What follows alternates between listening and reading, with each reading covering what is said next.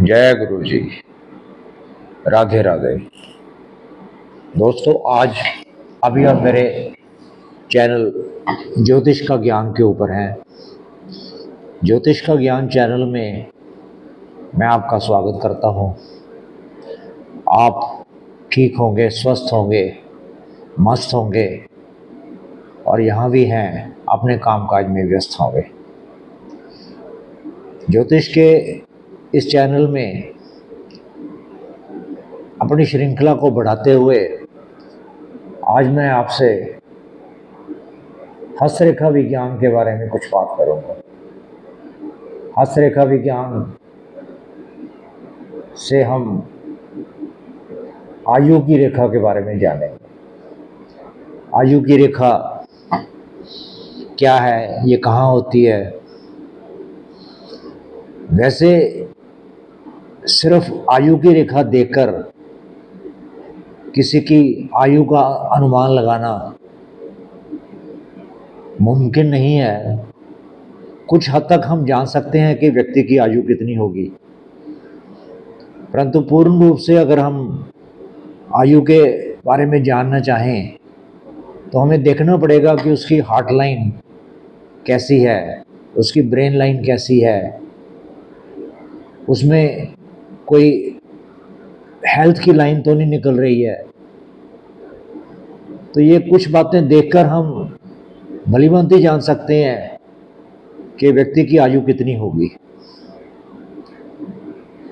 इसके लिए हमें ये देखना पड़ता है कि व्यक्ति का जो हाथ में शुक्र पर्वत है वो कहाँ तक है। आइए हम जानते हैं। इससे पहले कि मैं आपको आयु रेखा के बारे में बताऊं, आप मेरे चैनल ज्योतिष का ज्ञान के ऊपर हैं।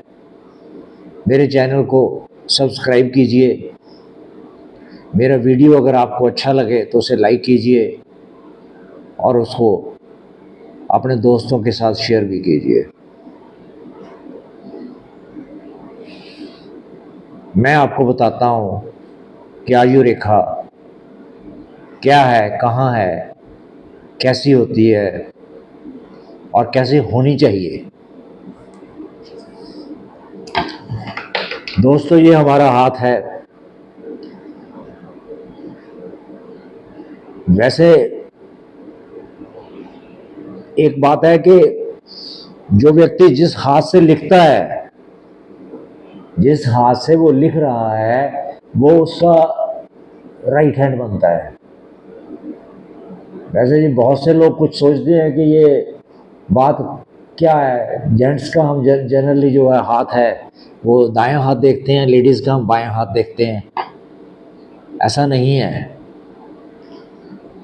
वैसे ये अलग थ्योरी है, पर उसमें जो अगर हम हाथ की लाइनें देखेंगे तो उसमें उसका भी कुछ असर पड़ता है। जैसे कोई हाथ वर्किंग हैंड है, उसका राइट हैंड है, राइट हैंड से वो सारे काम करता है, राइट हैंड से ही वो अपने कोई ट्रांजैक्शंस है वो करता है। जब लाइफ के महत्वपूर्ण फैसले वो राइट हैंड से लेता है, तो उसका बायां हाथ कैसे देखा जा सकता है? क्योंकि हाथ जो हमारा कर्म से जुड़ा हुआ है, हाथ की रेखाएं हमारी कर्म से जुड़ी हुई हैं। जो हमारी जन्म कुंडली है वो जन्म से जुड़ी हुई है। तो ज़्यादातर अगर हम देखते हैं कि जो व्यक्ति जिस हाथ से काम कर रहा है, अगर कोई पुरुष है वो बाएं हाथ से काम कर रहा है, तो उसकी बाएं हाथ की रेखाएं ज़्यादा चेंज होगी, दाएं हाथ की रेखाएं नहीं चेंज होगी।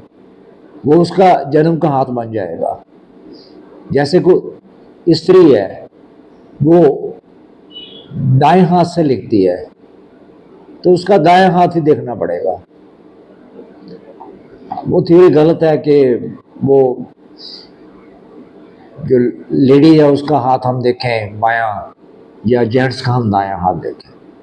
तो इसमें काफ़ी बार देखा गया है कि जो हाथ देखने के बाद पता चलता है कि वो फला फला व्यक्ति जिसका हमने हाथ देखा वो दाएं हाथ से लिख रहा था या बाएं हाथ से लिख रहा था। तो ये सारी थ्योरी कई बार गलत हो जाती है। चलो ये अलग विषय है, इसके ऊपर काफ़ी डिटेल में बाद में भी चर्चा हो सकती है। तो पहले मैं बताता हूँ आपको, जो हाथ में जो जीवन की रेखा है वो कहाँ होती है। दोस्तों ये हमारा हाथ है, इसमें अगर हम देखें तो ये देखो, ये अगर हम सीधे इससे ले लें, पहले ये ब्रेन की लाइन है, हमारी ब्रेन की लाइन चल रही है, ये आजू की रेखा है ये, और ये हमारी हार्ट की रेखा चलती है। दोस्तों इसमें कुछ लोगों का हाथ बड़ा होता है, कुछ लोगों का हाथ छोटा होता है। तो ये अगर एक ही फंडा उसके ऊपर अपनाएं, ये फिट नहीं बैठता। जनरली क्या होता है कि यहां से हाथ की रेखा और ब्रेन की रेखा अलग होती है। यहां से हाथ की रेखा और ब्रेन की रेखा और आजू की रेखा अलग होती है। वो फैक्टर 25 साल का काउंट होता है, वहां से 25 साल शुरू हो जाते हैं। जैसे आयु की रेखा ऊपर से शुरू होती है, ब्रेन की रेखा भी ऊपर से शुरू होती है, हार्ट की रेखा यहां से शुरू होती है, जो फेट की लाइन है वो नीचे से शुरू होती है, ऊपर की तरफ जाती है। तो इसमें यहां ये दोनों रेखाएं जुड़ी हुई हैं, यहां से अलग होती हैं, वो 25 साल की उम्र काउंट होती है। तो यहां से अगर हम सीधा आगे चलते जाते हैं तो इसमें 50 साल आ गया, 75 साल आ गया, 90 साल आ गया, 100 साल आ गया। ऐसे हम आयु में इसको विभाजित कर सकते हैं। यहां ब्रेन हार्ट की लाइन से भी देखा जा सकता है। यहां से फर्स्ट सेकंड उंगली खत्म होती है, यहां से हम इसको रेखा लेते हैं जो 25 साल की होती है, यहाँ 50 साल की होती है, यहाँ 75 साल की होती है, और ये 100 साल की हो जाती है। यहां से भी हम इसको काउंट कर सकते हैं। जो आयु की रेखा है वो बिल्कुल स्पष्ट होनी चाहिए, सीधी होनी चाहिए, कहीं तरह से कटी नहीं होनी चाहिए, उसके ऊपर कोई क्रॉस नहीं होना चाहिए। तो कुछ लोगों की, अगर हम मान लें कि यहाँ से लाइन कटी हुई है, यहां से लाइन कटी हुई है, और उसके बाद थोड़ा डिफरेंस डाल के ये आगे लाइन फिर बढ़ चली गई है, इसका मतलब क्या हो गया कि अगर हम उसकी एज की कैलकुलेशन यहां से करें, उसके हिसाब से क्या होगा कि उसको एक पर्टिकुलर जो पीरियड है, जो पर्टिकुलर एज का फैक्टर वहां लग रहा है, तो वहां उसको कुछ प्रॉब्लम आएगी, उसको कुछ बीमारी आ सकती है, वो हॉस्पिटल में जा सकता है, कोई एक्सीडेंट हो सकता है। पर उसके बावजूद भी अगर वो लाइन आगे कुछ काट के आगे बढ़ रही है, तो इसका मतलब है कि वो आदमी जो है ना वो बच जाएगा, ठीक हो जाएगा, उसको कोई प्रॉब्लम नहीं आएगी, उसकी आयु फिर वैसे ही बढ़ जाएगी। इसके लिए पर हमें जो है ना वो ये लाइनें भी देखनी पड़ेगी।